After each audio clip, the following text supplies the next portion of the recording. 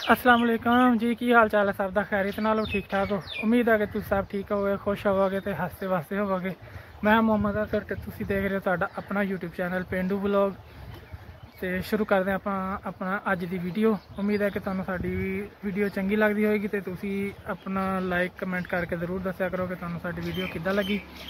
तो जेडे चैनल ते नवे आने वाले उन्होंने सबसक्राइब नहीं किया, उन्होंने अगे गुजारिश है कि तुम सबसक्राइब जरूर करो तो बैल आइकन भी जरूर दबाया करो ताकि साडी हर नवी वीडियो तुहाडे तक टाइम दे टाइम पहुँच सके। तो हुण चलते हैं, शुरू करते हैं अपना अज का नवा दिन तो अज की नवी वीडियो। जिस तरह मेरे पिछे तुम देख सकते हैं कि वाढी हो रही है, भरियां पाइयां पईयां तो फिलहाल इतने कोई नहीं है, नहीं तो तुहानू दिखाते कि हत्थ की कटाई हो रही। इंशाअल्लाह उहदे उत्ते आपां पूरी एक मुकम्मल वीडियो बनावांगे। तो हुण चलते हैं, अज के दिन का आगाज़ करते हैं, अज के काम कुम करते हैं, नाले तुहानू दिखाने कि अज खेतों में की हो रहा। तो चलो मिलते हैं अगे चल के इंशाअल्लाह। लो जी, अपना बाबा साहब सब तो बहुत तेज़ निकलिया। कणक वढ़ के कढ़ के ते धड़ लिपी नहीं, वो उदा ही पई अद्धी लै गया घर। तो चरी भी बीजनी शुरू करती। थोड़ा जिहा लेट हो गया, बैठा वा ਉਹਦਾ ਵੱਡਾ ਭਰਾ ਤੇ ਛੱਟਾ ਦੇ ਦਿੱਤਾ ਗਿਆ ਵਾ ਇਹਦੇ ਵਿੱਚ। ਉਸ ਤੋਂ ਬਾਅਦ ਹੁਣ ਪਹਿਲੇ ਦੇ ਦਿੰਦੇ ਆ ਛੱਟਾ, ਉਸ ਤੋਂ ਬਾਅਦ ਹੁਣ ਰੂਟਰ ਚਲਾਇਆ ਜਾ ਰਿਹਾ।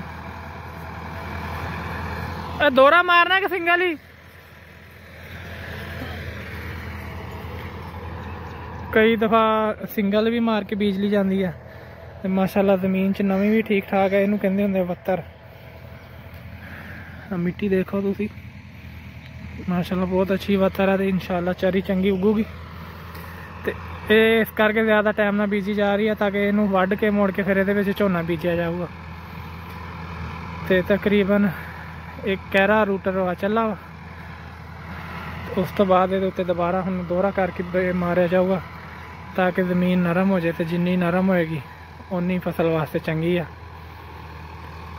एक गर्मियों का सीज़न हो गया शुरू, तो गर्मियों के पट्ठे जोड़े आ बीजने शुरू हो गए। कई लोग जिन्होंने पहले सरों बीजी हुई थी, उन्होंने तो सरों वढ़ के चरी उदो ही बीजती थी, तो वो हुण चरी उगी हुई आ। तो पहला पानी भी उन्होंने उन्होंने लाता होया वा तकरीबन। तो यह भी अज बीजी जाएगी।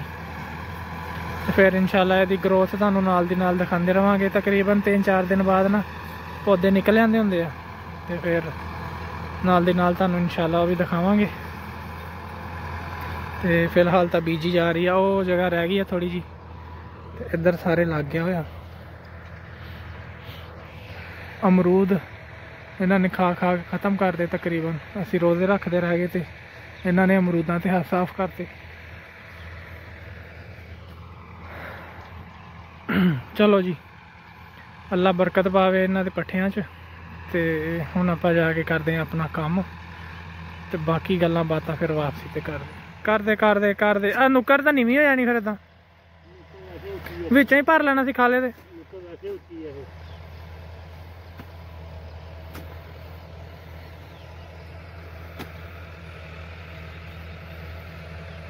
तू चंगा काबू आया अजकल।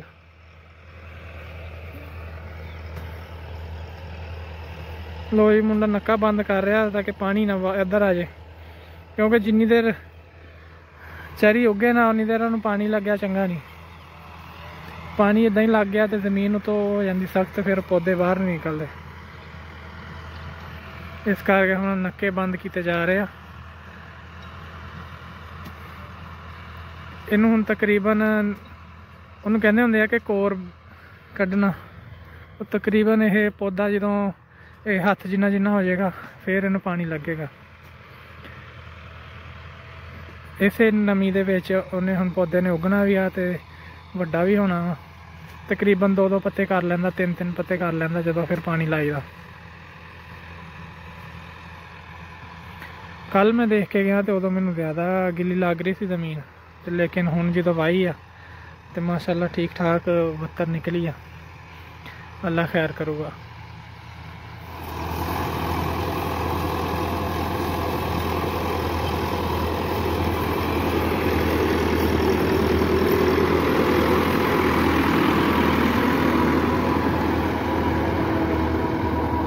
माशाअल्लाह वड्डा ट्रैक्टर आ 385।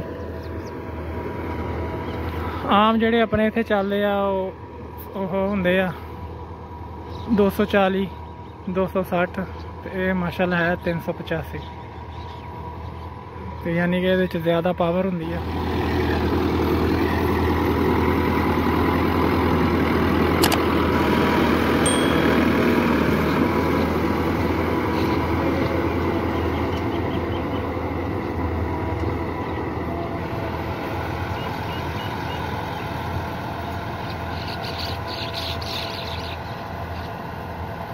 इन्होंने तो चरी बीज ली है तो इंशाल्लाह असीं भी बीजांगे जल्दी।